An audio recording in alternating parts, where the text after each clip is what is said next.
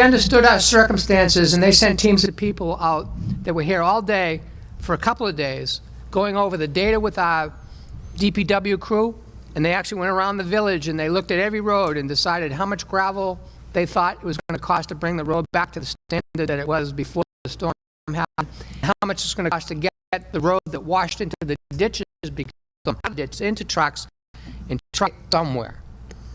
And they have people that keep track of whether you accidentally put it too close to a wetlands, and they have a person that's assigned to it to see if you're not damaging any historical sites or disturbing any Indian grounds and all kinds of historical stuff.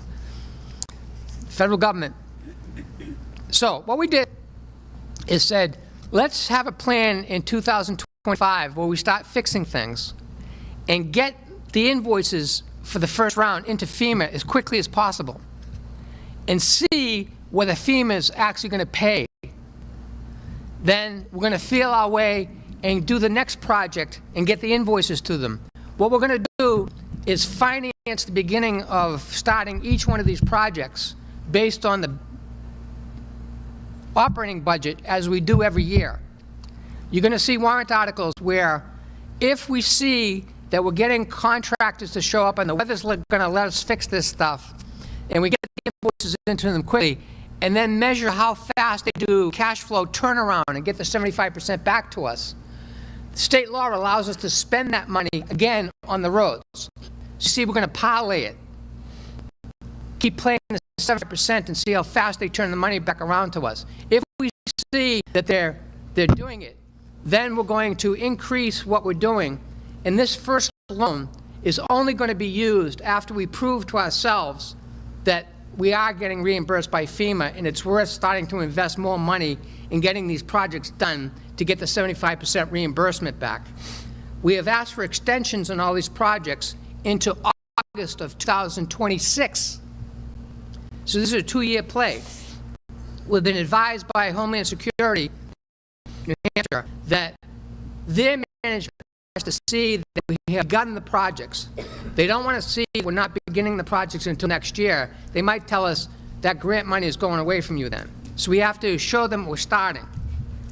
We have to start each of these 6 projects this year, get the invoices into them as quickly as possible, measure how long it takes for them to turn it around, adjust our planning based on the turnaround of the cash flow, then decide whether we need to execute this loan because it's working with us. New Hampshire's working with us.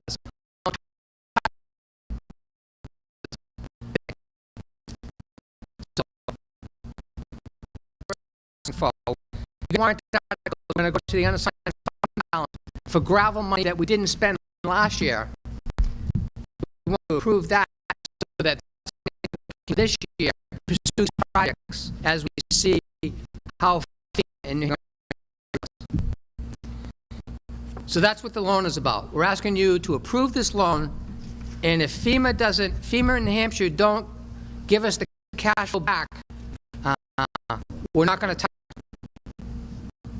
We won't apply to it because we're not in the 75% we would hope. Questions? Diane Roszak. So what happens? Go to the mic, Diane. Yeah, if you would. So, Yeah. so Madison TV can capture you. Tilt the mic down. So if we start these projects and FEMA doesn't pay, then how do these things get fixed? They get fixed by us expending the operating budget in the warrant articles that we're going to ask you. We won't be going into debt at all to do this. We're going to do as much as we can with the budget that you've approved today. Okay. And we're going to use, if they pay us checks for 75% back of what we submit, we're going to use that right away because we think they're going to continue to pay us this year and into next year. And then next year we come back and we all talk about what we got done this year, show you what FEMA did do, and then say, here's our strategy through August of 2026 of us continuing to do this to get as much done and get the 75% reimbursements. We keep spending the 75% reimbursements as we get them. So if FEMA does not pay and we do it through the operating budget, how long do you estimate all these repairs are going to take? We will do as much as we can. If the money is not flowing, there's no way that we're going to be able to do everything this sheet says. There'll be things that don't get fixed in the 2-year period. They'll have to take longer against our regular operating budgets going forward. And is So we're going to that- have to prioritize what we're doing too. Right. Is that, by not fixing these things, is that a danger to the people that live around those areas? They have lived with these conditions since July of 2023. Okay. The ones that we think are, Grissom Road has been closed. Okay. That's what, those people are living with a road that doesn't connect into Aspen and the roads above it.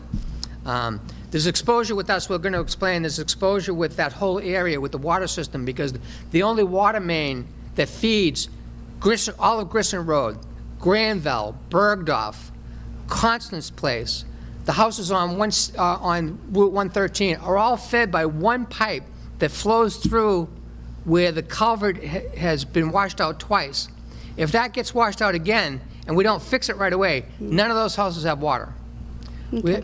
We're going to explain that. I don't know if that, if you were talking specifically about road dangers, I think. Yeah.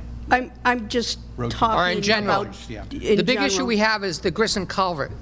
We don't see any highly dangerous damage still in place. Last year, the guys didn't have the grader all summer, which is why we didn't spend $13,000 on gravel. We didn't have the machine that puts it down on the road. They did use the backhoe, which is a very slow way to do it, and they used $7,000 worth of gravel. So they improved the roads as best they could with the machinery that they had.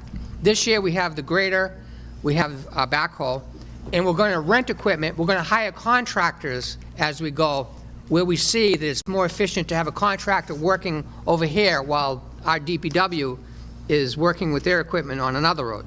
Okay, thank you. Are there any other questions? Okay, so, Is this paper ballot, secret ballot? this is a secret ballot. It is. It is, correct. So if you take these out, if everybody has a pencil, there are pencils on the voting tables over there, if you want to grab some. And just tear off the bottom part where it has a number 1. Like this? And then return that to the box in the back of the room where your ballot went. No, Nope, secret you don't ballot. sign. Just mark yes or no. Yeah, just mark yes or no, and Oh, vote yes on this one.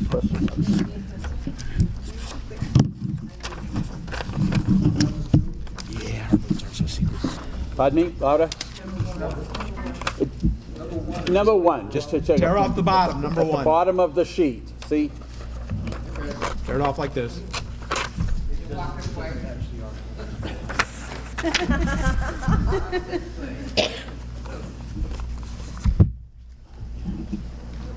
You do the Monty Python walk.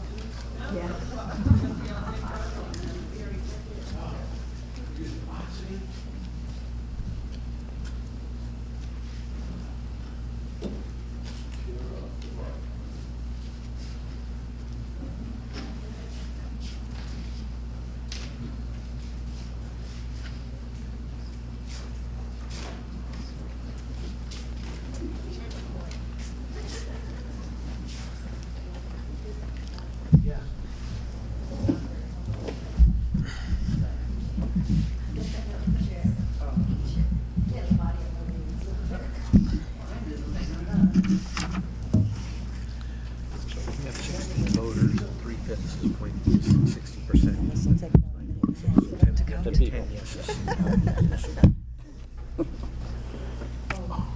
Okay.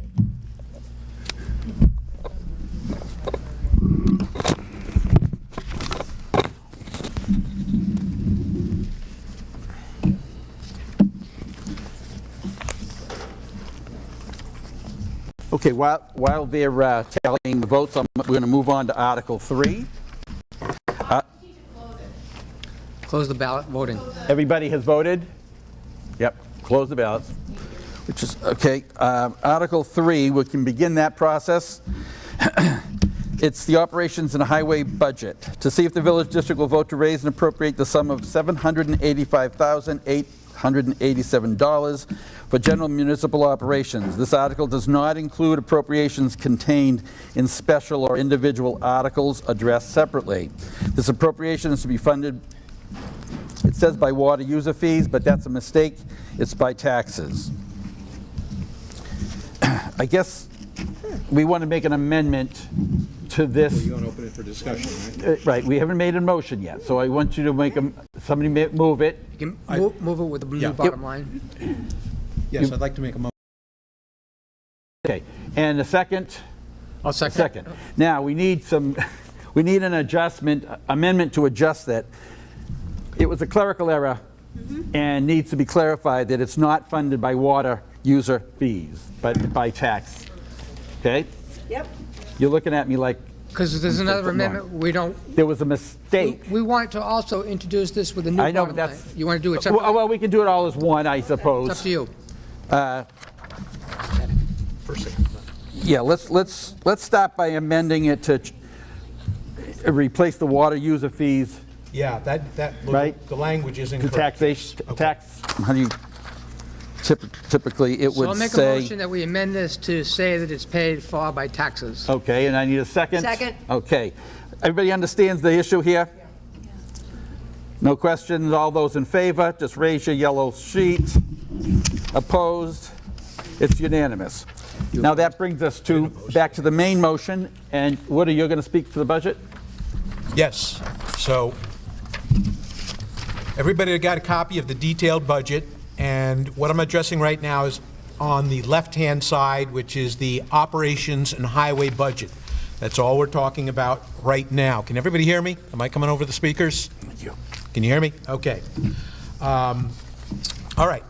So first thing I need to say about this is this budget was put together by the commissioners back in January at the very beginning of our fiscal year.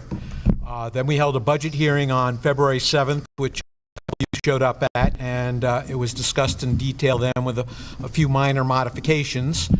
And now here we are a month later or more past that budget hearing, and from when we first prepared this budget, a few things have happened that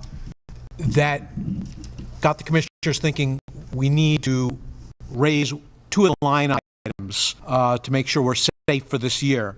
The first, I'm going to go with the easier one to discuss, is we need basically $5,000 more money for the repair and maintenance of our plow trucks.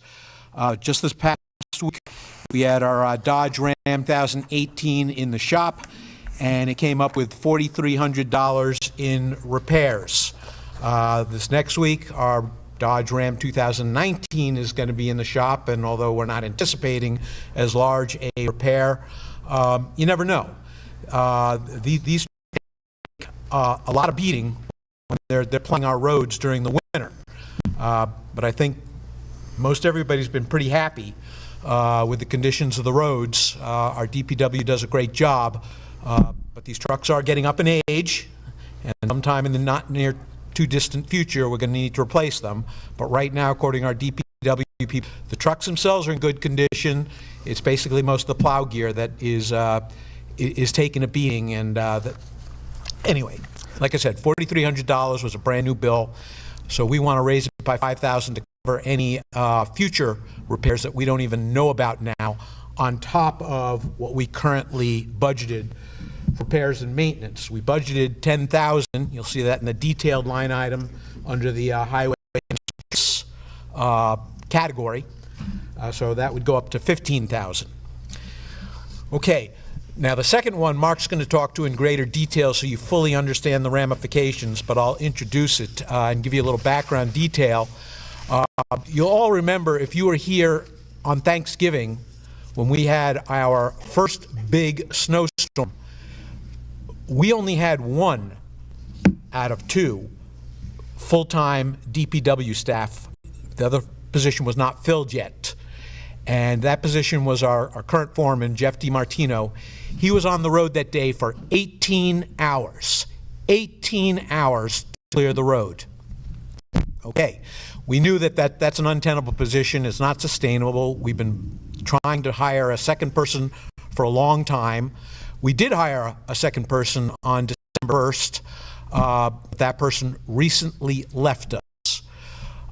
So the other line item we feel we need to increase is the full-time salaries for the DPW position, and we want to increase that one by 20%. So if the full-time salaries originally budgeted at $120,560 goes up by 20%, we need to add another $24,000, I'm rounding, on top of that. But we'd also have to do that for overtime as well. We budgeted $25,000 for overtime, raise that by 20%, we're up to $30,000. So now we're talking about adding a grand total between repairs and maintenance and full-time salary to the highway and streets category of the budget. That goes up by $34,000. But I want Mark to talk a little bit about the whole issues we've had with salaried DPW positions and give you a little bit of background, because he's been here longer than any of us.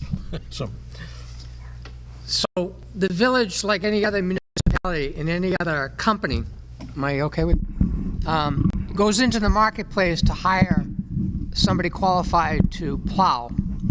The village district of Idaho is not the easiest place to plow, because we have two little mountains that have some pretty severe inclines to them.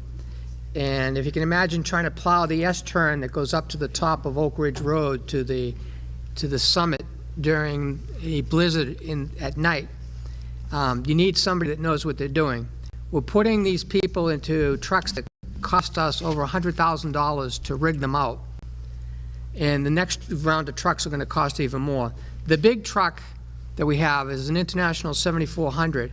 When we replace that, if we do use that type of truck, if we have to replace that type of truck, we're looking at a price tag rigged out with a spreader and plows, wing plows, front plow, at over $200,000.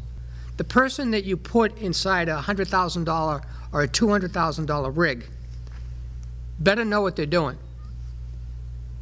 Because when these things break, when they go off the road, it's real expensive.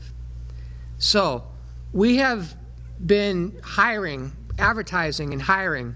We got one person to show up in the fall that had a commercial driver's license and had a minimal amount of snow plowing experience, not in the state of New Hampshire, not in a snow country, not in an area that's got hills. Let's say that Cape Cod isn't known for its winter snowstorms. So we are competing with the construction companies in this area, because you want your snowplow drivers close to where you are. They can't be driving for an hour to get here when a snowstorm starts to happen. We don't know what's happening at the top of Oak Ridge unless somebody goes and looks at it. I live at the pond level on Appinville Way.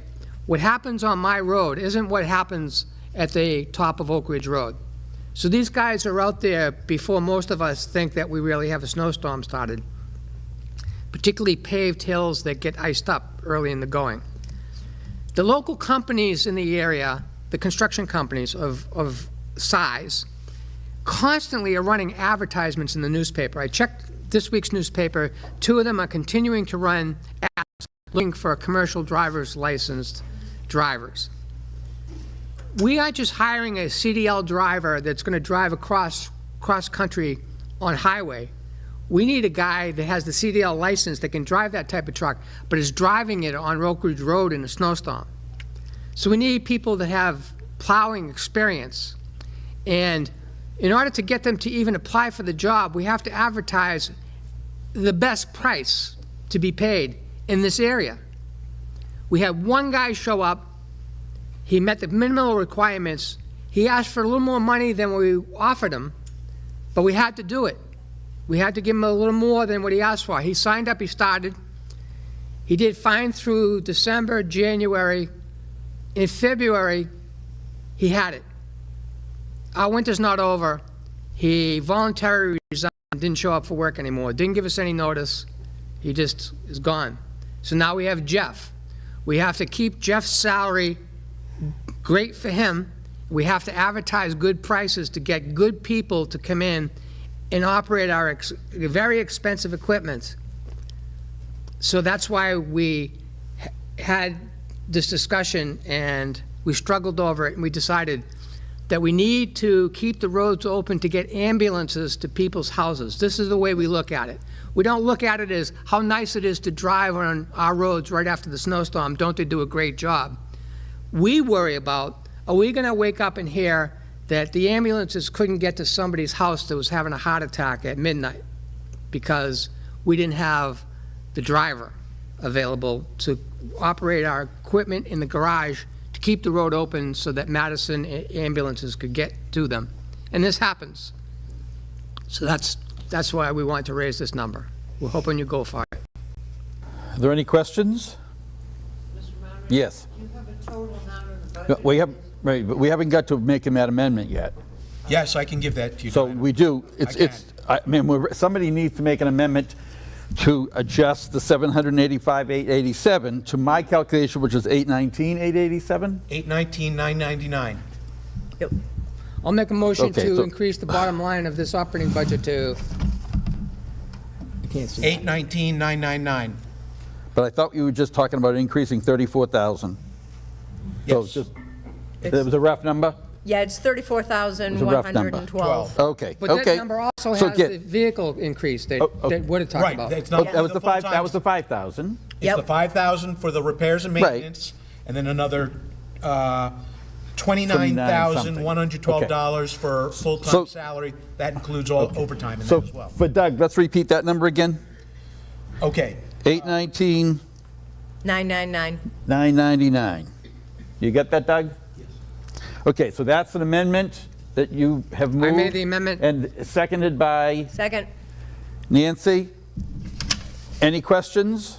Any other concerns about any of the other line items that you see on the screen? This is your opportunity to ask questions about the budget. This We is just break the it down amendment by we're voting these on. line items here, because this, we can only vote the bottom line, but this breaks down by category, We're so, going to vote on the amendment first. yep. Could you make it a little crisper, please?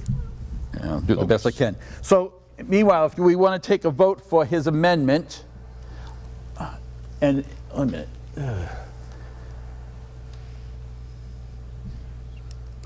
Any better? No.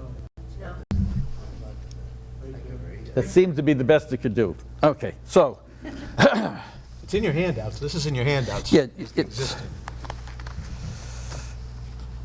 no other questions regarding the rest of the budget? Let's vote on this amendment.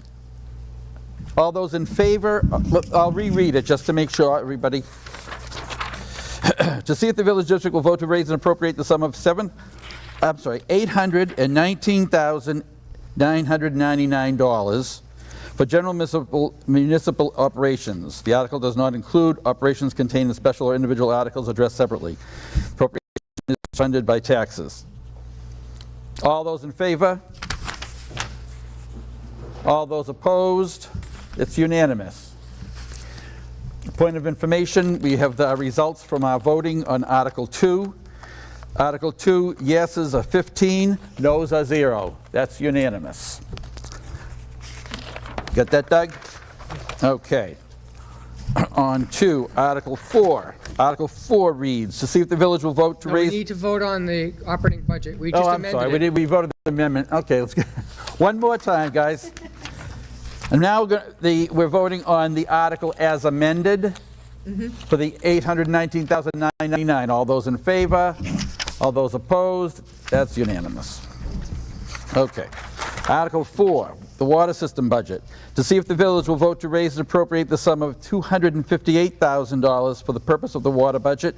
This appropriation is to be funded by water user fees.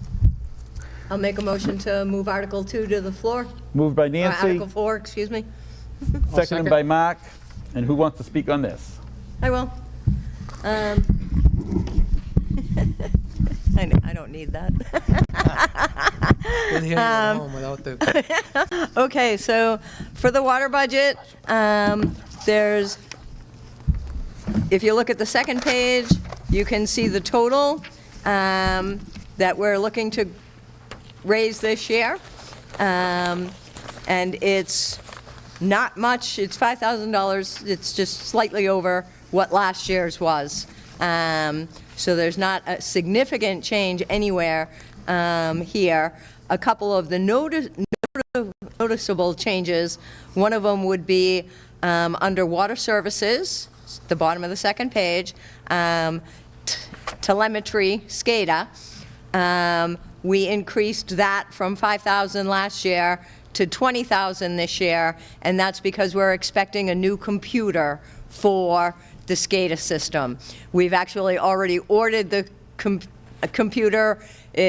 We were actually expecting it in January. It hasn't come in yet for some technical issues on the supplier side, but once that comes in, we do need to pay for it. So we just have that extra money in there to keep that water system completely secure and to update that computer. In each of the areas, you can see that the water system pays for a percentage of some of the administrative costs for the year, the executive costs for the year, legal expenses for the year, employee benefits, some money into the general government buildings, because that takes care of the pump houses. Those are all general government buildings. Then you've got a percentage for insurance that the water system pays, because the water system is just as insured as everything else that the district owns. There is nothing that you will see through highway and streets that affects the water budget. When you get to the second page, there are a couple of line items, one specifically for sand, that we do raise a little money into the water system for, and that's because our equipment has been helping with the water system when the water operators are changing a curb stop or working on a leak. So we've had some expenses, so we're adding some expenses to the water system for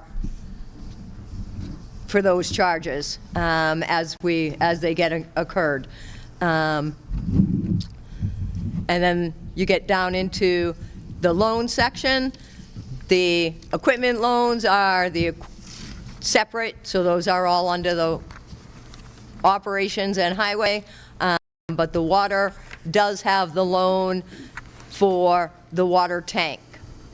And that's been in existence for a couple of years now, and this is simply the annual payment that we have to make. Any questions? Yeah, I was going to say, and the rest is just the standard electricity, pumping, treatment, and that type of stuff for the water. So, any general questions on? You want to mention how it's funded? Yes. Could you, What's the fee going to be for water management? We have already determined that we're going to decrease the water fee for this year. So it was $550 last year, and it's going to be $525 this year. with the goal of going to 500 even next year. Right. We want to shift the burden of capital improvements to the water system out of the water fee and into taxation. Because that's the way the village did it for 30 years. And there was a board that changed that a few years ago. And we think that capital improvements should be done by taxation, which can be deducted if you file that way. And everybody participates in the improvements to the water system. Operation of the water system is paid out of the fee. Right. The cost of the electricity to pump it from 500-foot wells to 1,200 feet is very expensive, and all the houses that are on both hills. We have 2 skyscrapers that we're feeding water to. That's really expensive. So we're going to make the water bill try to stay flat by having taxation voted on to do major capital improvements from here on out. Any other questions? Okay, let's quickly, to see if the village will vote to raise and appropriate the sum of $258,000 for the purpose of the water budget. Appropriation is to be funded by the water user fees. All those in favor? All those opposed?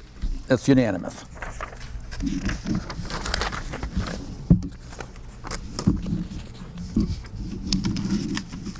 Bring us to Article 5, Roads and Ditches. To see if the village will vote to raise and appropriate the sum of $6,000 for the purpose of creating ditches or repairing existing ditches on VDOE roads, including ledge removal as needed. Funding for this appropriation will be raised by taxation.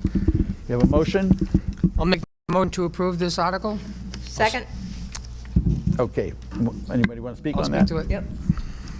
This summer, we looked at some of the damage that was caused by the events in July of 2023, and with that DPW. And they pointed out there are ditches in the village that have ledge. Ledge is granite, rock, but of a massive type. It's not a boulder whose top is sticking out of it. It's a large piece of area that is solid granite. It usually happens at the top of Oak Ridge Road, but it happens all over the village. So we've identified a number of places, over a dozen places where we have ditches, but we have granite in it where the water has to come out of the ditch because it hits solid granite, that you can't make a ditch unless you bring in a special piece of equipment that jackhammers the ledge. This has never been done. It's not covered by FEMA because FEMA will only reimburse us the 75% of things that were damaged during the storm. Well, that ledge has been there since before Ida was. When they cut it, they didn't hammer it. They just went over it and started the ditch again on the next side of it. At the top of Oak Ridge in the S-turn, we have a piece of granite that throws the water out of the ditch onto the pavement where it turns to ice. For the first time, we're going to hire a piece of equipment out of Ossipee, out of a gravel pit, to come in and just hammer everywhere that we identify in a prioritized order to get the ledge into the shape of the ditch at that point so the water flows through it and doesn't come out onto the roads. It's even worse when it's a gravel road that has ledge in the ditches because the water coming out of the ditch washes the gravel out. And they're constantly going back and fixing these things. For the first time that I've been here, which is since 1979, the village is going to actually bring in a piece of equipment and start to make these ditches work by getting the granite out of there, the ledge. Any questions? No questions. All those in favor? All those opposed? It's unanimous. Bring us to Article 6, Engineering of the Grisson Road Culvert. To see if the village will vote to raise and appropriate the sum of $15,000 for the purpose of engineering and permitting for replacing the Grisson culvert with a metal arch culvert. Funding for this appropriation will be raised by taxation. Is there a motion? I'll make the motion for Article 6. 6. Moved by Mark and Second? second by Nancy. You have the So floor. we mentioned the Grissom culvert before. When the village was first built in the early 60s, they wanted the road to come across this ravine that had a year-round brook. That's part of the Banfield Brook system that feeds the pond, and then the output of the pond joins this brook that comes down through Grissom, goes through Bergdorf, goes into our wetlands. We have 16-acre wetlands that all the water from the pond joins the brooks and then heads across Route 113. just a little bit up the road from the entrance sign. In 2015, the engineers submitted a design to New Hampshire Department of Environmental Services to get permission to build an expensive solution to the original metal culvert. A 48-inch metal culvert was put at the bottom of the ravine. They filled in the ravine to have a road go straight through it, and we put a water main in the top of this 14-foot ravine in the road. That culvert, after 40 years, has failed. There is a sinkhole in the middle of Grisson, on top of the fact that that whole thing is like a dam. When the water comes down in these big storms, that 48-inch culvert can't handle the debris that comes down the mountain in the rapid flooding that happens. It carries trees down with it, it clogs the culvert, the water builds up, the water comes over the top of the road, starts to take the road away. This has happened twice. It happened in 2012, and it happened in 2023. It takes the top 7 feet of the road right off of it, exposing our water main, and the water takes the water main right out of place. We got $7,200 back to fix the culvert. We didn't get any money back to fix the road. After we fixed the road and we made it passable again, then all of a sudden this hole started showing up right over the culvert. 14 feet down, the hole goes to the culvert that was put in 62. The state says you can't just replace that 48-inch culvert. The design does not work for what you have here. We're environmental services. We're protecting the environment. We're going to approve your engineering design for a 12-foot high, 12-foot wide, 6-foot high, precasted concrete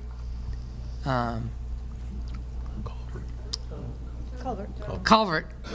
It's almost a bridge. It's 80 feet long, and we got an estimate that it would be over $500,000 to put in the precasted one. The engineer thought that an alternative design that FEMA said, we like your alternative design better than, we don't think we're going to finance this thing for $500,000. We think there's another way to do it. And then the other design is, we have to take the 14 feet of material out and our water main, get it down to the bottom of the natural brook, put in concrete footers the whole way, the 80 feet, and basically build a Quonset hut.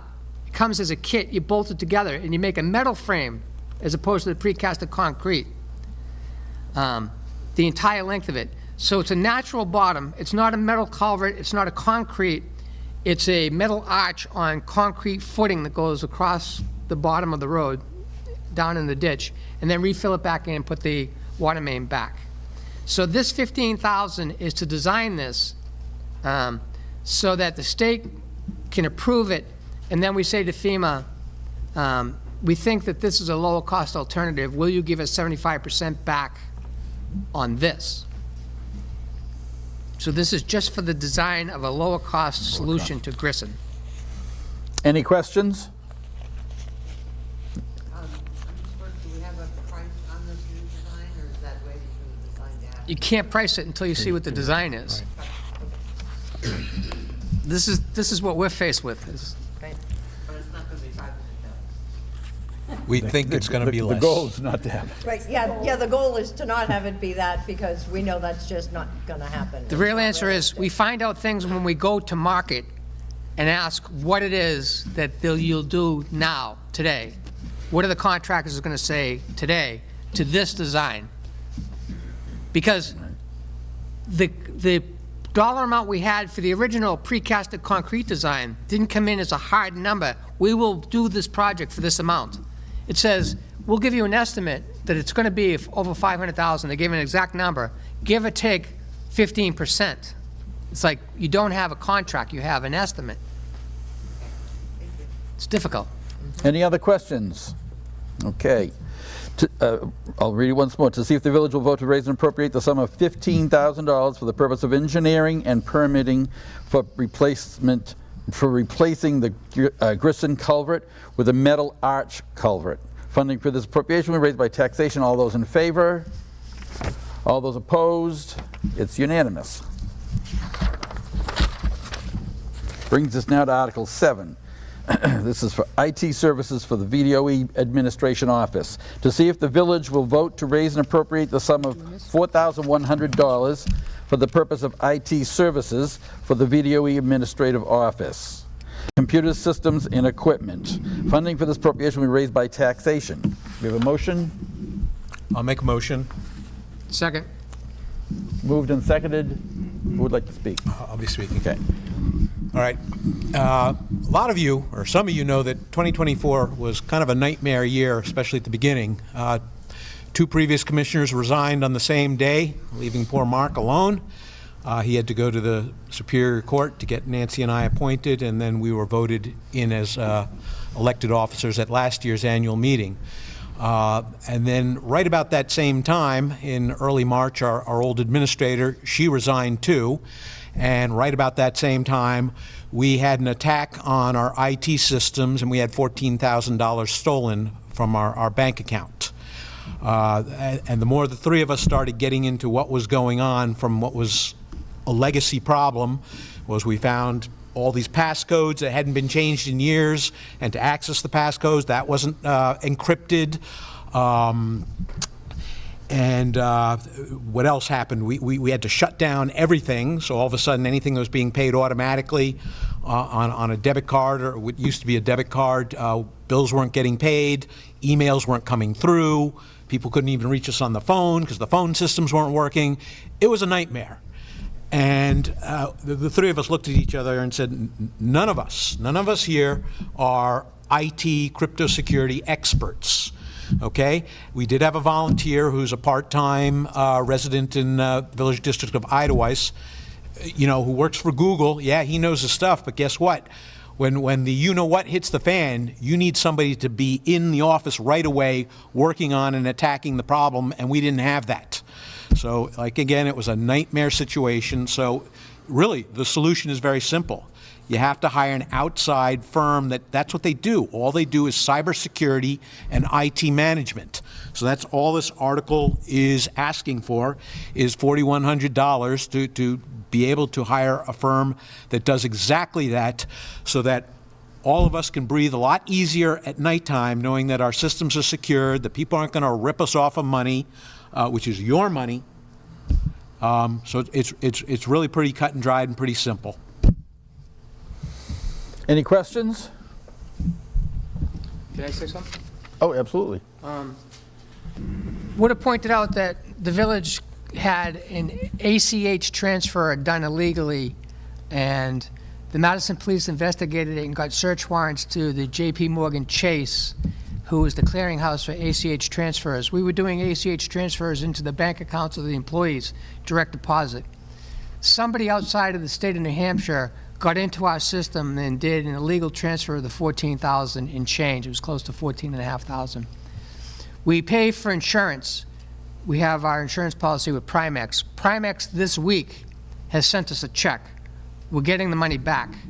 So we had to come in under budget without the $14,000 last year. We had surprise bills for the greater of $32,000. Long story short, we came in under budget. For years, the village operated with having a volunteer putter around and help us with computer systems, no matter what the board was. Those days are over.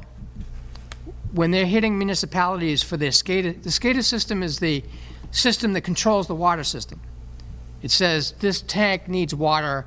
It communicates through the SCADA system and has the well at the DPW yard stop pumping 170 gallons a minute through 6,800 feet of piping getting into the system. Those are under attack by foreign countries all over the country. They're sending us training courses for us to become educated on how to protect the SCADA system. We can't have volunteers do any of this anymore. We learned the hard way. When we came into office, when we got the computers back working again, we were running blind. No phones, no computer systems. We found out that the previous boards let the passwords for everything, for all our bank accounts, for everything, in a spreadsheet on the computer, in a spreadsheet called passwords. Those days are over. We need a professional IT. We have these keys that we got through a grant to plug into the PCs that do two-step verification on anything that happens with our PCs. We got these things. We need this warrant article. We need this money every year to have a company who's insured and trained and responsible for this stuff, so that we don't have to spend all of our time chasing the insurance companies, talking to the police department, wondering where our money went. Please vote for this. Just one other thing, just like Mark said, it was the ACH transfer. That's how employees got paid, which in the past, previous boards and administrators, they paid all the payrolls on their own internally. Back in Nancy's days, they used to use a payroll service, which is a much safer way of doing it. We've gone back to that. We're using a professional payroll service. We're not doing payroll internally with that sort of inherent weakness of doing ACH transfers on our own. So immediately we made that situation better, but there's a lot more to cybersecurity than just that. So, and that's again why we need an outside firm to do this for us. And yes, Dinah? This will be a line item on our budget going forward. Right. It will. Right. The intent is, if this warrant article passes, then next year, IT will be a line item in the standard budget for each year moving forward. Right. Any other questions? Okay. We'll read once more. To see if the village will vote to raise and appropriate the sum of $4,100 for the purpose of IT services for the VDOE Administration Office, computer systems, and equipment. Funding for this appropriation is to be raised by taxation. All those in favor? All those opposed? It's unanimous.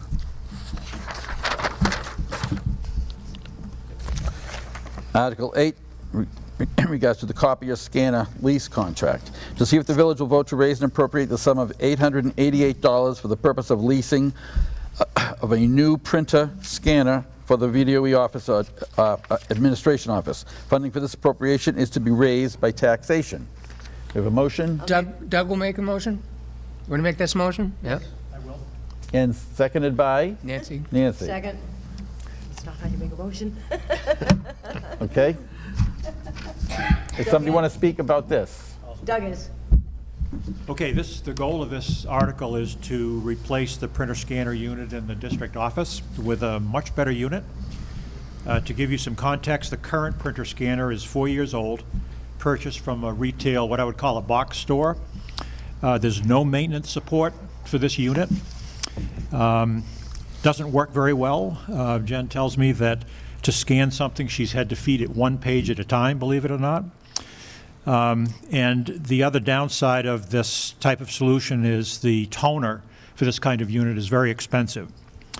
The unit that we're proposing is a commercial office grade color printer scanner from a local company that specializes in these units.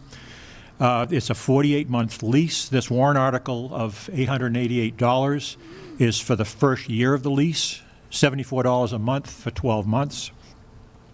And as we just discussed on the IT services going forward, this will be included in the operating budget. The unit comes with a comprehensive maintenance program that includes parts, labor, and toner. The printer is connected to and communicates with the vendor by the internet. There's a good chance that if there's something going wrong in the unit, that the vendor will know about it before Jen does, our administrator. It's kind of amazing. The cost of the maintenance program is based on the number of copies we actually print. 1.2 cents for black and white, 8 cents for color. Based on the last 4 years of print volumes that we were able to get off the current old unit, this variable maintenance cost is estimated to be about $955 a year. And this is already in the office expense in the budget as toner. I believe this will be a cost reduction over what's already in the budget. Based on some research and estimating, the annual combined cost of the lease and maintenance for this unit appears to be less than the annual cost of just toner for a new box store unit. Amazing. And the retail store unit would have no maintenance support. So we're on our own. Not a good solution. The New Hampshire legislature has enacted a law that allows municipalities to scan and store records to eliminate paper. There's a gang that's been working on our boxes of paper. We started with 120 boxes, believe it or not. We're down to about 50 now. But this process of scanning and storing records requires a scanner that can produce what's called PDF/A format. The A refers to an archival format. The current unit in the office doesn't have this capability. The new unit does. It's a technical format that's used to do that. So in summary, 4 key benefits from this proposal: efficiency in the office. Second, full maintenance and support, which we don't have now. Third, I believe it's going to be a cost reduction overall versus the retail unit option. And number 4, the PDF/A archival format. So as your district clerk, I'm responsible for the district records, and I really need this. Thank you. Any questions? Okay. To see if the village will vote to raise and appropriate the sum of $888 for the purpose of leasing of a new printer scanner for the VDOE Administration Office. Funding for this appropriation is to be raised by taxation. All those in favor? All those opposed? It's unanimous. Article 9, gravel. To see if the village district will vote to appropriate the sum of $13,000 for the purpose of gravel. This special article is a special warrant article per RSA 32:346, I guess, D, lots of letters. And RSA 32:7B. So, not that any of you know what that is, because I don't. You do, but not. And the point being, the funding for this appropriation will be from the unassigned fund. Make a motion Is- to move this to the floor with an amendment. Second. Okay? You're going to give this to Doug anyway, so, okay. So this is, And other road improvements. okay, I'll make a motion Okay. to amend it as what it just gave you, the language. okay, the amendment is adding some language, so we'll say, I mean, let's do the sum, but to vote appropriate the sum of $13,000 for the purpose of gravel and other road improvements.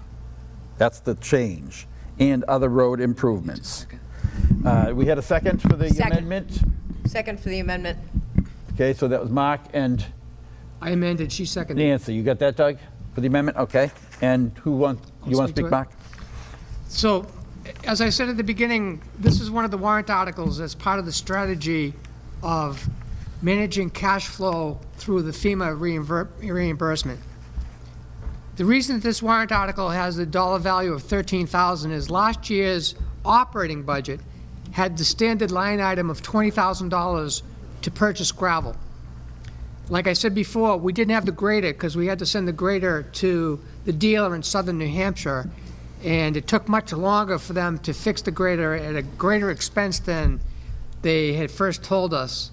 It went from being down there for a couple of weeks at a price of $11,000 to being there all summer for a grand total of $32,000 to fix everything they found after it got there. The point of that was we didn't have the grader for the entire summer while the grader was down in Pembroke, New Hampshire at the dealership getting repair after repair.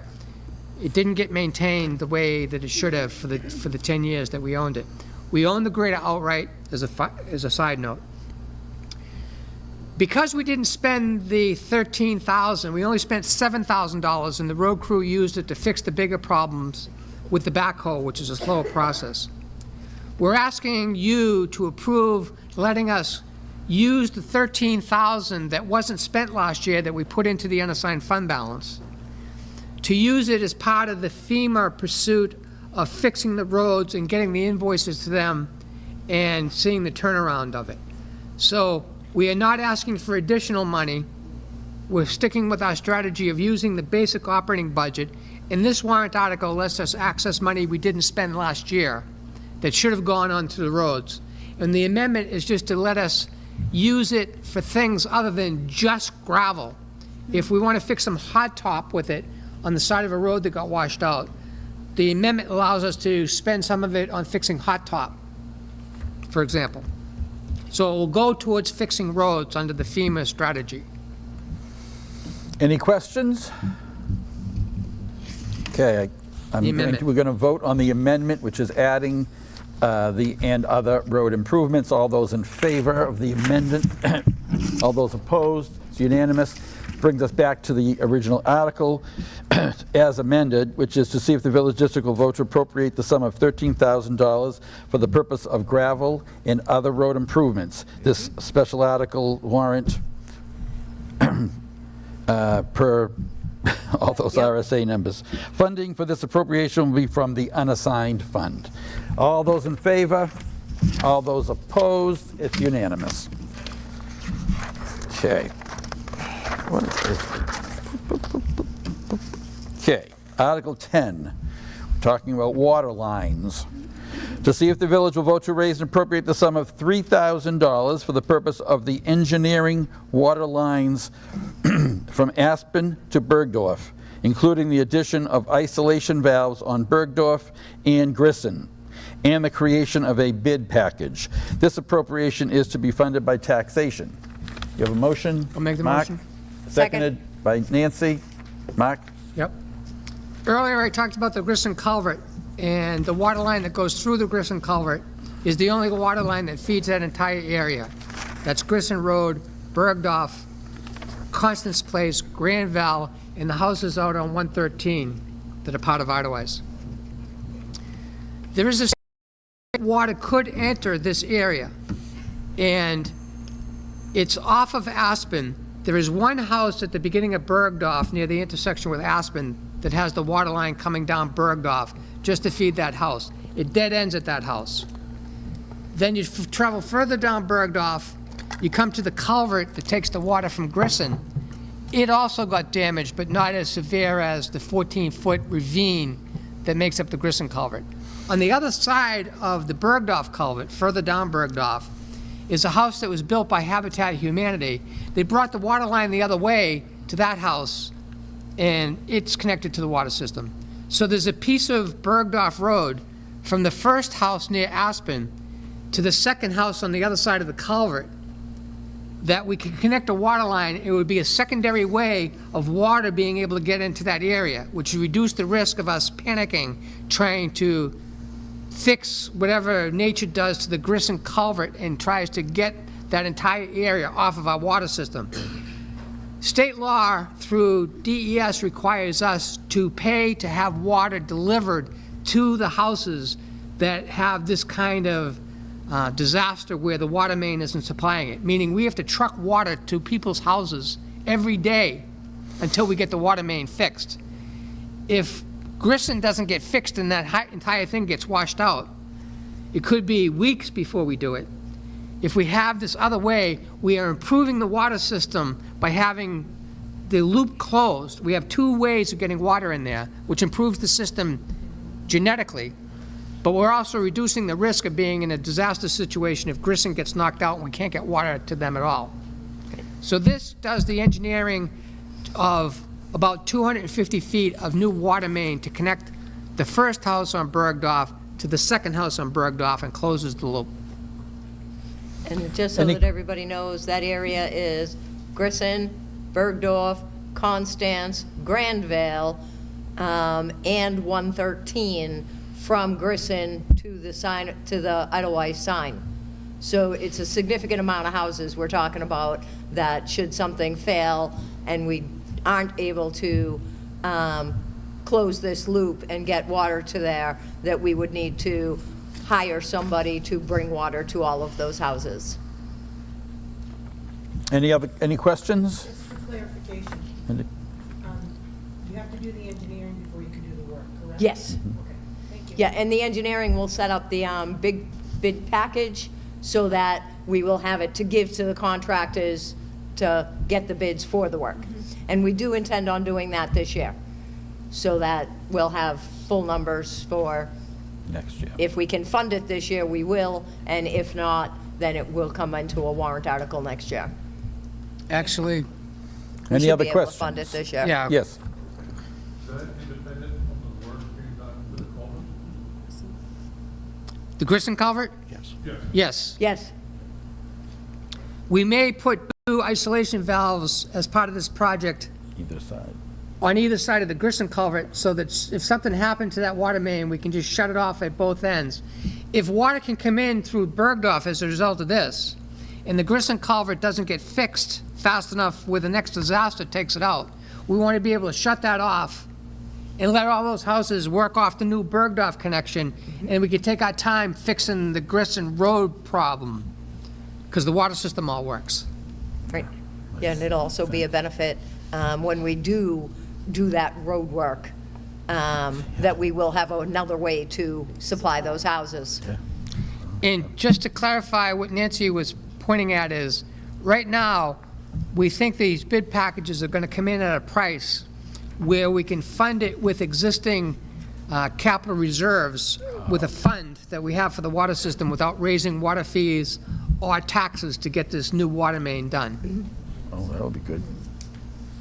Okay. Any other questions?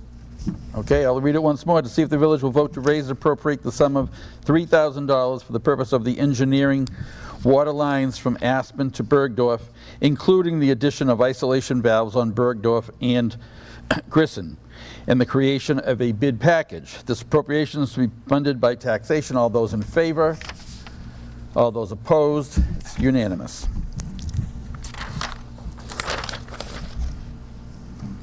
Article 11, the DPW Well B Engineering, to see if the village will vote to raise and appropriate the sum of $25,000 for the purpose of engineering and permitting for placing a second well in the DPW A well area.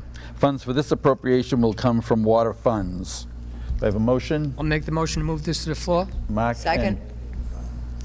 Mark? I'll speak to it. We have 2 well sites for the water system. One of the well sites is an original Great Northern Land Corporation installation called Muddy Beach. It's off Idlewice Drive as you're leaving Idlewice. You're actually outside of Idlewice, traveling towards Town Line Road, and you'll come across property that Idlewice owns that is not in the Village District of Idlewice. We actually have a couple of parcels like this. We have an island in Big P that we own that's an acre of land that is not in the Village District of Idlewice. But Muddy Beach has a well field, and it has a pump house that you can see right from Idlewice Drive. You pass it as you're heading towards Town Line Road. It has 2 bedrock wells, meaning it's the type of well that you would have installed at a house, as opposed to a gravel-packed municipal well, which no house owner could afford or would have to put one in. But it's a much greater capacity well, capable of delivering many more gallons of water than these drill wells. So we have an old well field that is drilled down through granite that supplies a lot less water than a newer gravel-packed municipal well that's at the DPW yard out on Route 113 near Coleman Cement, near the gun club. You know where the office is. We have a well field there. We have a gravel-packed municipal well that delivers 170 gallons a minute. It supplies all the water the village will use at full development. All 1,100 lots are built on. It's wall-to-wall houses in here. That well will deliver the water into the future. It wasn't here when the original wells were put in for Idlewice. Muddy Beach is the only surviving well site from the original wells that were put in to supply the beginnings of Idlewice, when there were only like 60 houses here when I moved here.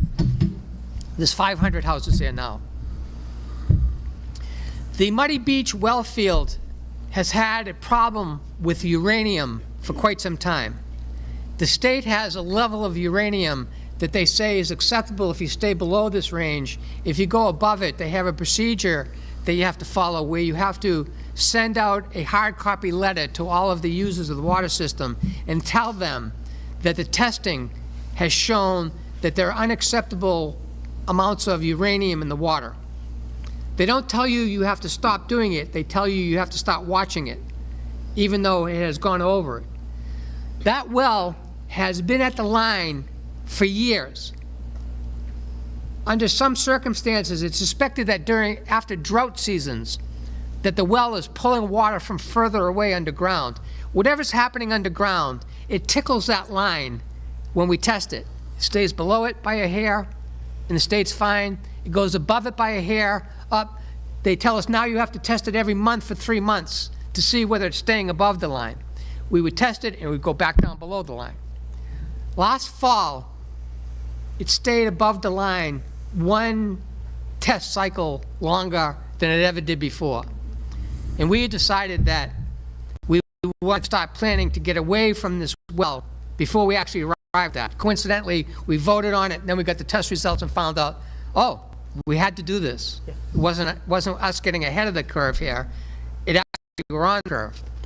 We had decided that we did not want to put in a filtration system at the Muddy Beach well because we were hearing the cost of disposing of the uranium that you filter out of the water before you send it to people's houses is incredibly expensive. And that would be ongoing fixed costs of doing it that way.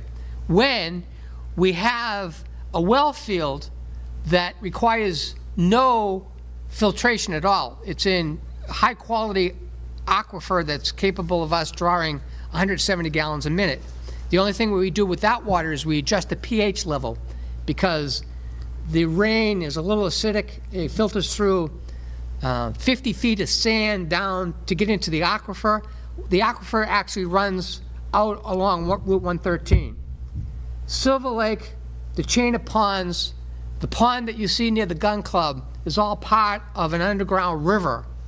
The largest aquifer in the northeastern United States is right on 113, and we have a big straw down into it. So, in short, what we decided to do was not invest in a sketchy, muddy beach, but head towards having a second gravel-packed municipal well at the DPW well site where we can take advantage of the existing infrastructure that's already there, the treatment of the water that raises the pH level, actually lowers the pH level, Lowers it. and connects to the piping system. The control systems are all there. We're just going to have a secondary well. Should anything happen to the well that we put in 1995, the physical well itself, we just switch over to this new well that we're proposing that we start the engineering of. And the state says, we like this plan. Until you actually get this fully developed, we're going to tell you that the Muddy Beach well needs to stay classified as an active well. If you need to supply water from it, you need to have it available to go until you get this B well. The A well is the original well at DPW 1. The B well will be the new one that this is the beginning of the engineering of. We have to keep Muddy Beach online active in case we have to turn it on. We have to continue to test it. We're afraid in continuing to test it, we have to send out a $500 notification to everybody, even though we're not using it. We have to tell you, Muddy Beach has unacceptable amounts of uranium, and we can write on the notification, and we're not using it. But we still have to send You it. have to do it. So they want a backup no matter what. And they're saying until you get your new backup in place, which we like, you have to keep this old backup ready to go. And if it has uranium, then we may tell you you have to buy the equipment and put it in there, even though you're trying to get a better well set up. They will not let us not have a backup. And we don't really want to not have a backup. Right. Follow that? Any questions? Everybody understands, okay. To see if the village will vote to see if the village will vote to raise and appropriate the sum of $25,000 for the purpose of engineering and permitting for placing a second well in the DPW A well area. Funds for this appropriation will come from water funds. All those in favor? All those opposed? Could you do that again? In favor? Opposed? One opposition. And I think there's 15, Yeah, so that'll be 14 to 1. 14 to 1. Okay. Just want to point out that this water article doesn't raise any money in taxation. It's No. all going to be funded by funds we already have. Funds. Okay. Moving on. Article 12, executive stipends. To see if the village will vote to raise and appropriate the sum of $5,376 for the purpose of increasing executive stipends as follows. Treasurer, it'll be an additional $400 per month. Moderator goes up, well, Not an it's a one-time additional. thing. That's a monthly. The moderator is annual. It's not additional. Time out. I'm wrong. The whole thing is additional, but individually, this is what the pay rates will be. Treasurer will receive $400 monthly. Moderator, annually $367. Clerk, $367. Supervisors of the checklist, $367. And commissioners will be at $400 per month. Funding for this appropriation will be raised by taxation. Do we have a motion to Make a motion to move Article move 12 Article to 12? the floor? And Second. seconded by Mark. Who would like to speak? Okay. It is pretty sad, but Dinah has been our treasurer for 18 years, and she has never received an increase of her monthly stipend. The same goes for the commissioners, same goes for all the other officials listed. The supervisors of the checklist out back there, the ones that gave you your ballot and take the votes, they have been doing this at a lower amount, like I said, for ever. Decades. You know? So we just are putting out this to say, did the commission, did you guys want to increase some of these? If somebody had a specific line that they wanted to change, then we could modify the bottom line for the warrant article by that amount, if there was somebody that we didn't want to pay. But overall, we believe this is very fair. We did a percentage, which is why it came up to bizarre numbers like $367, because we just did a percentage over what they were making prior. And these are the numbers that we're proposing. I think it's pretty self-explanatory as to, and we hope that you will vote for this. Any questions? Yes. No. No, These are the, this will be the new excuse me. amount. Currently, the These are the commissioners, rates that will be paid. Right. When I said additional, the $5,376 is an addition, correct? right, The but, first year. yeah, for the first year. Yes, and By that way will of be, example, that will go forward into the budget, just like previous articles that we voted I think once it's this year. For Correct, example, like- the commissioners, we each get $300 a month stipend. And this will be 400. Yeah. We're just raising it to 400. And just in case you're interested, the selectmen for Madison get $7,000 a year, and they're adding 2 more selectmen, so that's an additional $14,000. They meet every other week. And they meet every other week. We meet every week. Let me throw in that the first time I was a commissioner was in 1986, and this is what we were getting paid. So I can't remember back further than 1986 that it wasn't the amounts that were changing for the first time in all this time. Any other questions? We're ready to vote.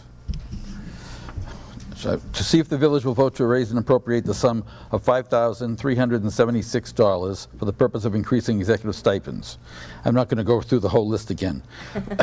Funding will be from taxation. You all know that this is a one-time article. Going forward, that amount of money will be added to the budget, right? Yes. All those in favor? Opposed? It's unanimous. Okay. Article 13, sale of the VDOE-owned lot. To see if the district will vote to approve the sale of the VDOE-owned lot at 20 Bristenstock Drive by auction. As regulated by the VDOE's Green Space Ordinance, the sale shall be accomplished by a sealed bid auction to all abutters of the land. Minimum bid price shall be $16,900. The VDOE land sold to an abutter shall be permanently merged with the abutting land of the winning bidder. By the winning bidder at the expense of the winning bidder. All closing costs and recording fees shall be paid by the winning bidder to the closing agent. Is there a motion? I'll make the motion to move this to the floor. Mark moves it. Second. Nancy seconds. Who wants to Yes. speak? The village owns over 100 lots in the village district of Idaways. That's some lots that we bought when we bought the village from the original developer back in 1978. We paid over $300,000 to buy the village district of Idaways from the developer. Then we went through the New Hampshire legal system and had it become a municipality as a part of the political political boundaries of the town of Madison. We are not a subsidiary to Madison. We are an independent municipality. There were questions over the years about what Idaways does with these lots. It went to the vote last year.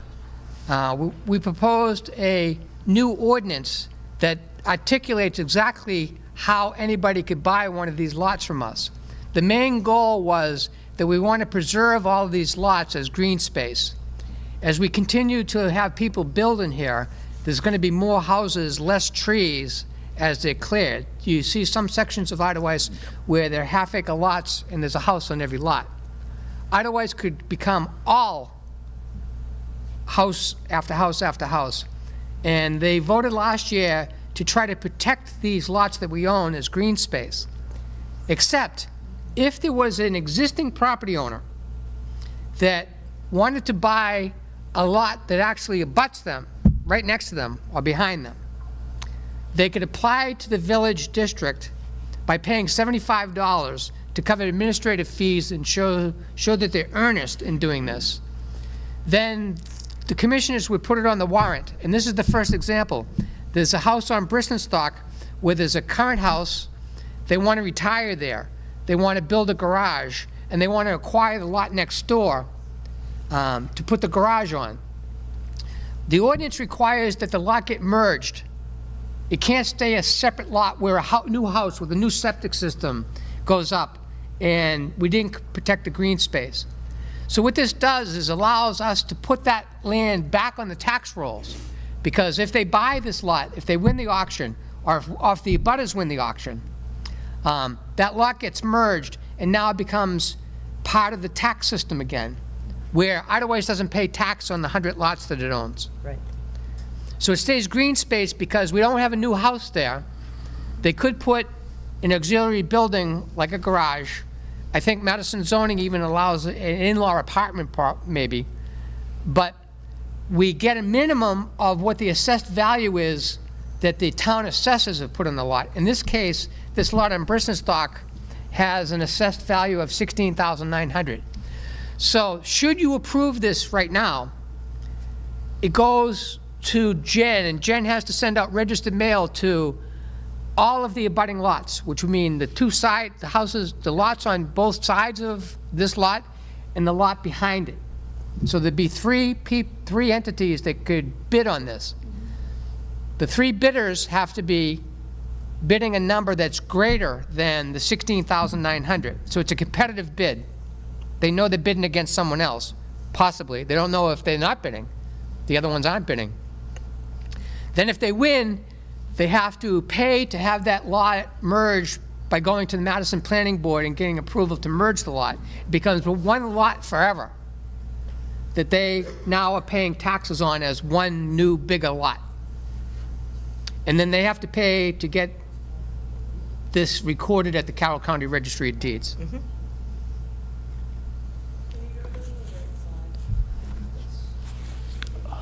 Oh, I'm sorry. Okay. So this is a question any of whether you question? want to sell this lot through an auction or not. Right. Any questions? Carrie?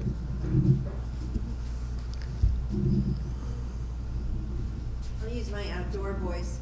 How big is the lot? And what happens if they don't merge it? They have to merge it or they don't own it. Right, it's required as But part. if they pay for it, They get their money back.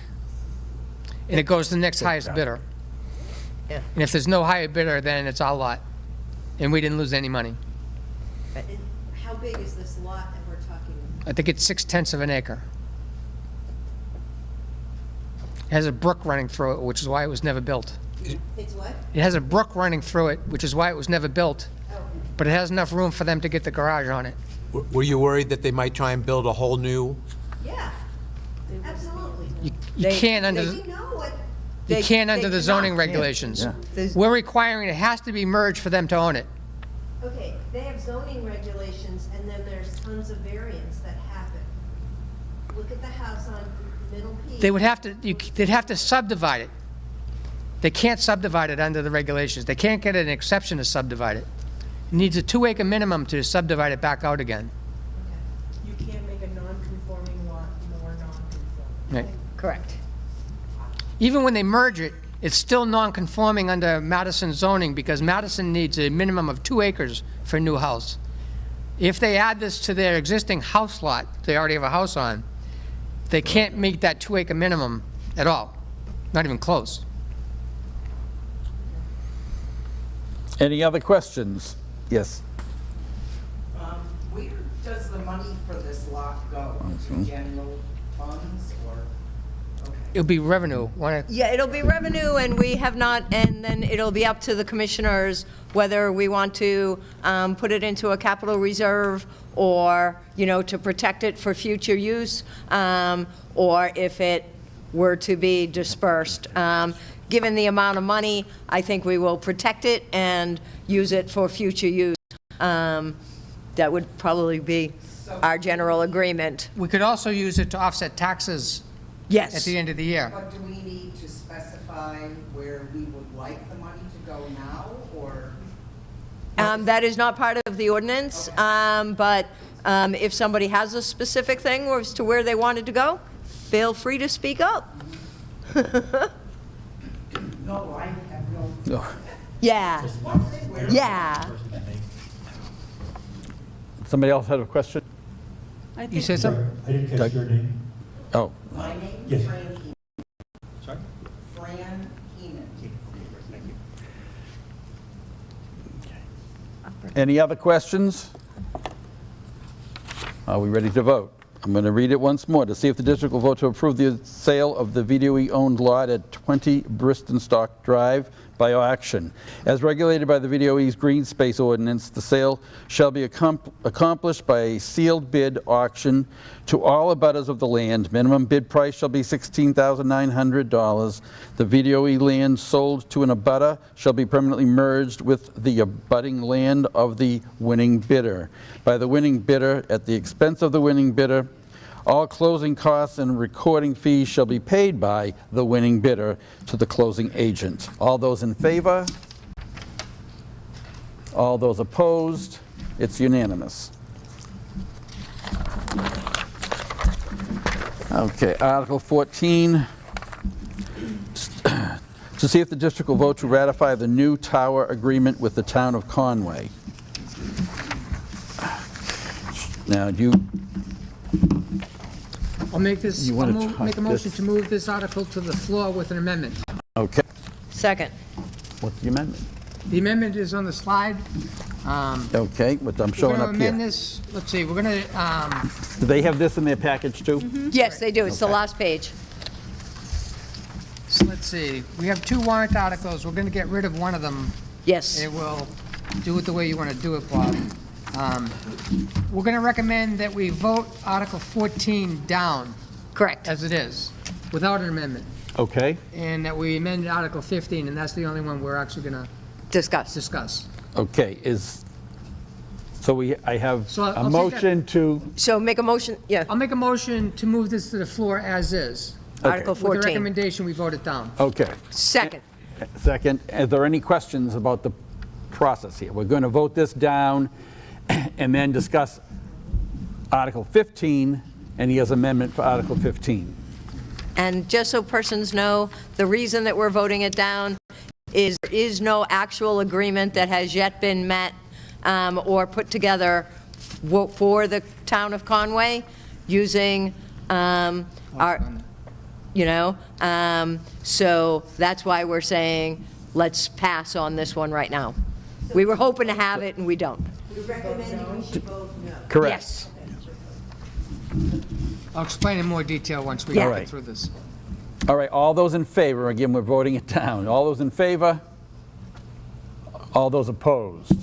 It's unanimous that it's defeated. Now, Okay. so I'm going to read Article 15, which discusses the Sheriff's Tower Agreement. And this is to see if the district will vote to ratify the Sheriff's Tower Agreement. Now, this is where you want to, Make the I'll amendment. make a motion that we move this to the floor with an amendment. okay? Second. Seconded? And the amendment is, in your handouts, it's the, To see if the VDOE legislative body would vote? That paragraph, Yes. right? So I'm going to read what his amendment is. The amendment is to see if the VDOE legislative body would vote in favor of advising the VDOE governing body to approve the lease renewal agreement with the Carroll County Sheriff's Department and any other agencies using our premises with direct payment of monetary consideration. This has been moved yep, let me explain. and second. So, back in the 60s, when Idlewild was laid out by a surveyor as a 5 square mile area that they purchased from the Kennett Corporation, and they were going to subdivide it into half-acre lots and smaller lots on the water, they hired Alvin T. Coleman to be the construction company that cut the roads out of the wilderness and started to build this development. In the process, Alvin T. Coleman made some deals with Great Northern Land Corporation, which were 3 lawyers in downtown Boston that had the vision of developing what would be called Idleways. And they're going to sell these lots and build houses and get us to where we are today. One of the things that was agreed upon between Great Northern Land Corporation and Alvin T. Coleman was to carve out a little piece of land at the top of Oak Ridge at the summit. And you see a cellular tower structure near our water facility at the top of the hill.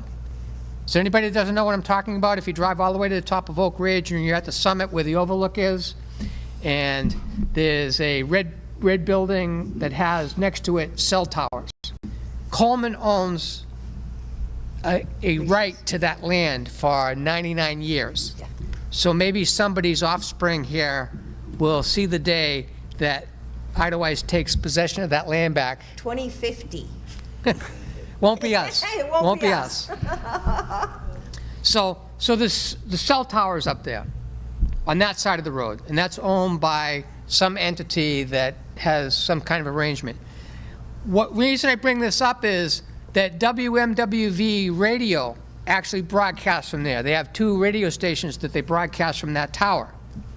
So the radio station operates out of the top of Idlewild. The signal comes from there. They pay $500 a month, which comes to us as revenue. And they also pay a one-time annual amount of money. Yes. So it's at least $500 a month that we get as revenue because they're on the tower that Coleman has the rights to have on our property for 99 years. Now, the Sheriff's Department comes along a few years ago and says, this is a great location because it's 1,200 feet. It's at the bottom of the Mount Washington Valley. If you're coming down Route 16, if you see this little mountain, it's Idlewild that you're looking at from in front of where Aubuchon's used to be, where Bee's Cafe. If you're coming across the bridge and you start to see Oak Hill, you're looking at the towers on top or in Idlewild. The Sheriff's Department wanted to take advantage of this location because it's strategic, it's high, and it has a road that we pay for, a road that we're $200,000 in debt because we paved the first 19 house numbers at the bottom. It's an expensive road to maintain. We plow it, we sand it, we salt it. You can get there 24 hours, 7 days a week, which is part of the agreement the Sheriff's Department has. We have a building at the top of it that's a remnant of when we used to have this unbelievable swimming pool that hung out over the scenic overlook. they had a building up there that they called the Cabana. The reason it's called the Cabana was it was a cabana for the pool. I don't know if it had Cabana Boys or what happened there. Little umbrella I'm drinks. sure there are some colorful stories, but the building is there. We use it. We have space at the EPOA, store stuff, and operates out of there. Years ago, a board of the village district signed an agreement with the sheriff's department that allowed them to use one end of the building to house equipment, use land outside the building right next to it to put a communications tower up. They have a generator system because they use it to dispatch the entire county's police departments except for Conway, which is key to the story. They also dispatch all of the fire departments in the Carroll County, which goes to Wolfboro, Wakefield, as far north as Jackson. You get a picture of Carroll County. Everything comes off the top of Oak Ridge except for Conway. The two fire departments that don't get dispatched from the top of Idlewild is the Wolfboro Fire Department and the North Conway Fire Department, which I got off reading the website for that. The original agreement has us getting no monetary consideration for letting them use the building, use our land, put a tower up that the agreement says cannot be seen from anywhere in Idlewild. So we have to have everybody go and pick their favorite spot and see if you can see it or not, because you should not be able to see it. And most importantly, use our road to get there to maintain such an installation.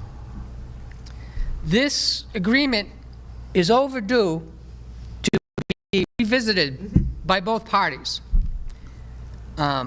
We believe that since the agreement was signed, the Sheriff's Department let the town of Conway put equipment in our room Yes. and use the tower for their own purposes, which we're not too sure the agreement lets them do. So it would be work and cost to investigate this. Like I said, it's overdue for us to visit this. We didn't have time. We had a busy year fixing computers and chasing crime. We're trying to get our money back and figure out how not to let this happen to us ever again. We didn't get to the table to start this. So we decided to take these two warrant articles that we don't have the agreement to show you and to ask you to ratify it and make it official. We turned it into a referendum. We were asking you to read the next section that comes out of the existing agreement that says the consideration, this is in the current, it says the VDOE agrees to lease the leased premises, which is the land and the building, to the tenant, which is the Sheriff's Department and the dispatching of the fire departments, without direct payment of monetary consideration. In lieu of monetary consideration, here's key, see how this touches your emotions. Idlewild is letting them do this for the enhanced public health, safety, and welfare, including safety, health, and welfare of Idlewild residents and property owners, created by the improvement of public safety, that the purpose of this lease agreement shall be deemed full and adequate consideration. So the fact that they're dispatching police services and emergency fire services to Idlewild is the consideration we're getting for letting the entire county use our land, our building, and our road to get to it.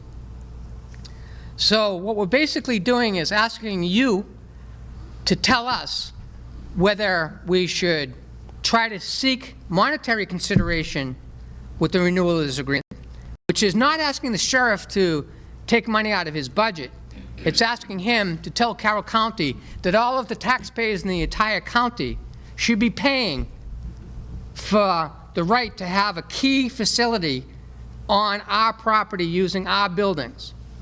Or whether you like the way that it was originally done, that you feel good about your increased health, safety, in the fact that we're letting all of the county taxpayers get off without having to pay a nickel towards this.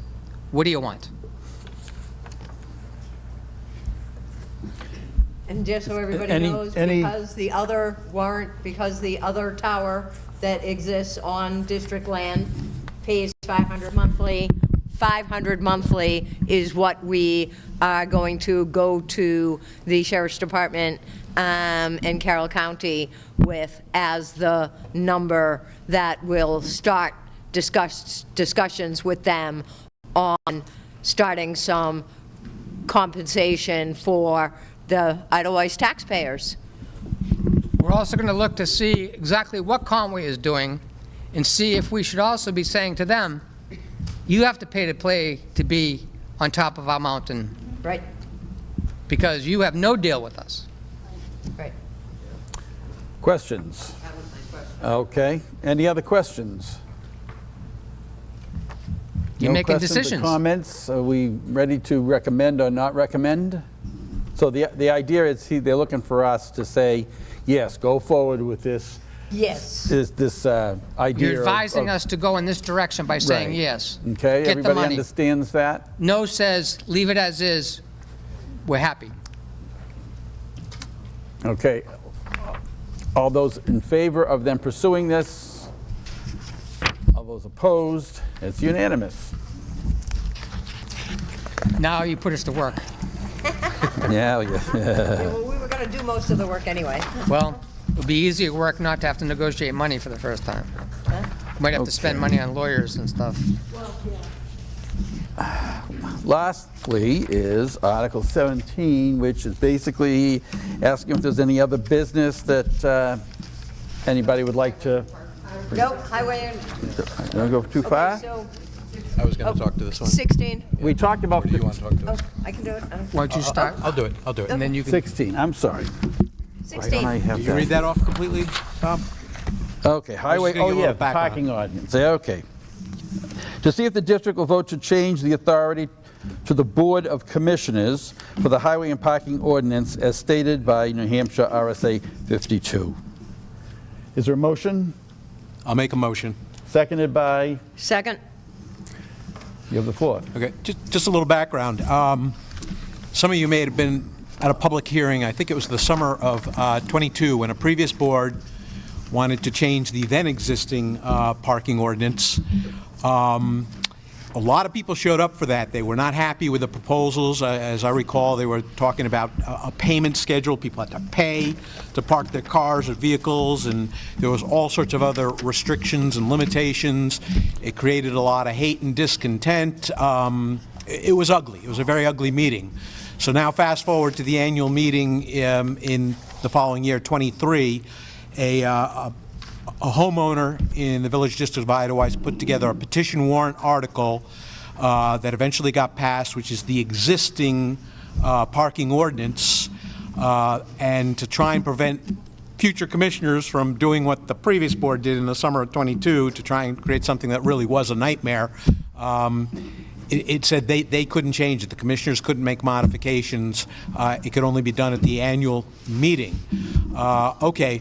So this particular individual put it together in the petition warrant article. He did the best he could, but it created a parking ordinance that we, over the last year, with all the other problems we've come across, said there's too many loopholes, there's too many parts that don't give clarity to the use of especially the Hot Wheel parking lot.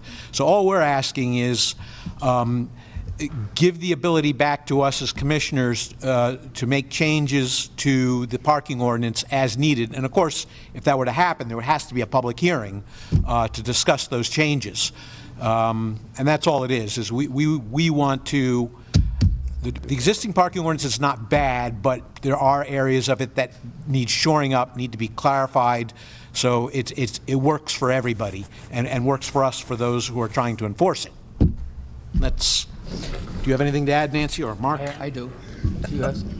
Yeah, in general, the state law does not allow or does not have a provision that has the legislative body, which is all of us, at an annual meeting, have guidance over ordinances. Ordinances in all the state laws are under the commissioner's control. So we're putting this out here mostly just so that everybody knew that the state laws do give the commissioners control over it, and that is why all the state laws require public hearings prior to any type of change to it. Commissioners cannot just change it to something they want.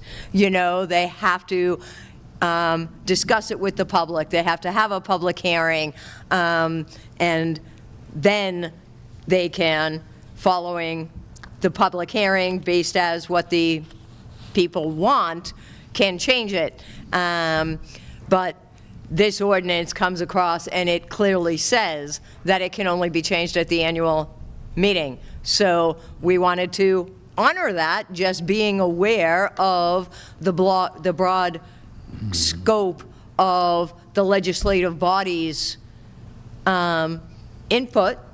So we wanted to bring it here instead of just changing it on our own and starting announcing that we were going to have public hearings.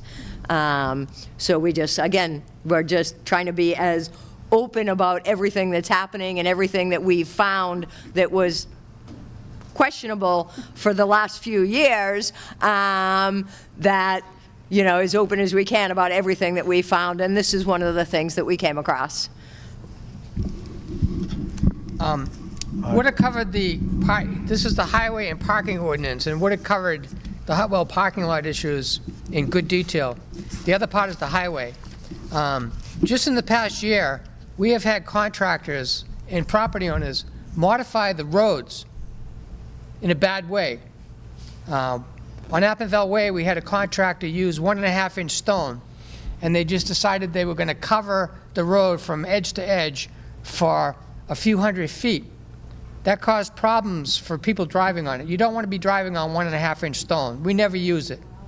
We use 3/4-inch crushed gravel, and we pack it down. We're going to be using a lot more calcium chloride and magnesium chloride to stiffen the roads. On Bristenstock, we had another example of a contractor working for a house, and the property owners sold the house this year. They put 1.5-inch stone on the road.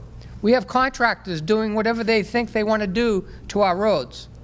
I want to have the ability to change this ordinance where we have some pretty stiff fines for contractors to decide that they want to change our roads in a way that are unacceptable to us. There's a contractor that left Appinville Way above Lugano with this dip in it that your car actually goes a little airborne driving on a gravel road. I'm sure you're familiar with it. How can they do that?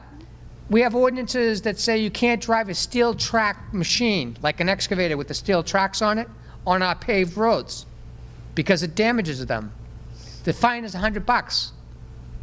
For an excavator not to have to trailer an excavator up our steep roads, pay the $100 if they catch us. And then we have to fix our roads those are expensive to pave a road. It shortens the life of the road because water starts building up and any marks they leave in the road. So it's the parking lot, as Wood talked about. It's following the way the New Hampshire legislature structured the state laws, that it's in the hands of the elected body, not petitioned warrant articles where they take this away from the elected board. And Nancy's pointing out when we do anything, it has to be done with hearings. We have to get the feedback before we institute it. But we would like to protect the parking lot, the use of the parking lot, and the roads in a much better way than we experienced this year, on top of everything else we were doing. Yes, and there's some homeowners that have done there's some homeowners that have done some stuff building their driveways as well. Jungfrau. We all looked at an area in Jungfrau where they had put stones in front of where their driveway exit is, or entrance, to keep water from that area and to make it easier for them to make their turn into their driveway. We spent a lot of time Well, with it doesn't help anybody else trying to drive down the road. We spent a lot of time with the way the driveway ordinances was not being enforced. And the DPW gave us the feedback of trying to figure out how much to express in dollars, what it costs all of us to maintain roads where there are driveways that are built that damage the gravel road right in front of the driveway. Every rainstorm, that driveway is designed to damage the road. That they have to come out with the backhoe or the grader and trucks and fix the problem. The other thing that we ran into this year is people throwing things, big things, into the ditches of the road. Rock, we had people deposit wood. Yep. They clean all the wood off their lot and they throw it in the ditch in front of their house. The rainwater comes by, can't get through, whatever they put in there, it starts to damage the road next to it. We would like to, it's going to take some time, but we'd like to work on all of these things so that we're not just bleeding money fixing things that somebody decided to do to our roads. Fines. Any questions? We ready to vote? Simply to see if the district will vote to change the authority to the Board of Commissioners for the Highway and Parking Ordinance as stated by New Hampshire RSA 52. All those in favor? All those opposed? Unanimous. Now we're to other business, if there is Yep. any. Anybody want to bring anything up? No? Well, that completes us. Yeah, I'm sorry. On Oak Ridge Road, a house, 3 or 4 houses down from me, everybody knows it, it's got the blue truck in front of it, got holes in the roof and everything. What's gonna happen with it? It's obviously abandoned property. It is not actually an abandoned property. There is a property owner that is, that owns it. If he, I believe a tax bill was overdue. I do believe the owner actually brought the arrears for the taxes up to date, right before the the deadline that the town gave him, like the day that the town set the deadline. So it's just going to be a matter of time where the town will wind up taking that lot, taking that house. There's nothing the village district can do about this. It's not part of our domain. The way it works is if you don't pay your taxes on your property, whether it's a house or a vacant lot, for 3 years, then the selectmen of the town, not us, can start the process where they take over the ownership of it by putting a selectman's deed on it. Then they can auction it off or hold it. We aren't part of that. That very house that you're talking about also owes the village for water. Whether they're using the water or not, you still, if you're connected to our water system, whether you use water or not, you have to pay the annual fee because it's there for you to use. You have to support the system, the infrastructure that gets the water there, whether you decide to turn the faucet on or not. We voted last year that we're going to pursue getting all the money in arrears for the water bill in court. Yes, we'll be bringing them to small claims court. And we've done that multiple times in the past where somebody had a bill that was over the threshold that we have set, and we brought them to, and we thankfully were successful against each one that we have brought through small claims. So that is going to be the intent for that same property, is to get that money through small claims. How many years is he in arrears? 3 or 4 at this point. But at 500, you don't, you know. Yours is a couple of thousand. He owns, yeah, it's almost, yeah, it's somewhere around there. 2,000 almost. Other than that, it sits there. It's a shame. Yeah. Yeah, yeah, and there was a fire many, many years ago on the corner of Aspen and Jungfrau. And the town wound up taking that property, and I believe they have just hit the threshold where the town will be making that property available. You know, so we might see a new owner for that property, which will be nice, because it's just been sitting there looking, If you're into Sad. the details of this, is, in that case, the house burnt to the ground. It was the foundation and a chimney. yeah. In the town of Madison, which is us, and all the other taxpayers had to pay for an excavation company to come in and take the hazardous remnants of a burnt-down building out of there, which was thousands of dollars. So they only can recoup that when they take ownership of the actual land that has the septic system and the foundation on it and sell it. So it costs all the taxpayers money until they actually take control over it and sell it. Right. Just one of the many interesting games that you play in New Hampshire government. Anything else? No other questions? I would take a motion to dissolve our meeting. Make that motion to dissolve? Second. All those in favor? I'd just like to say thank you to EPOA for providing some nourishments. Take a cup to go and a donut or a. Oh, take it to be, yes, yeah, by all means. Thank you all. Thank you. Thanks.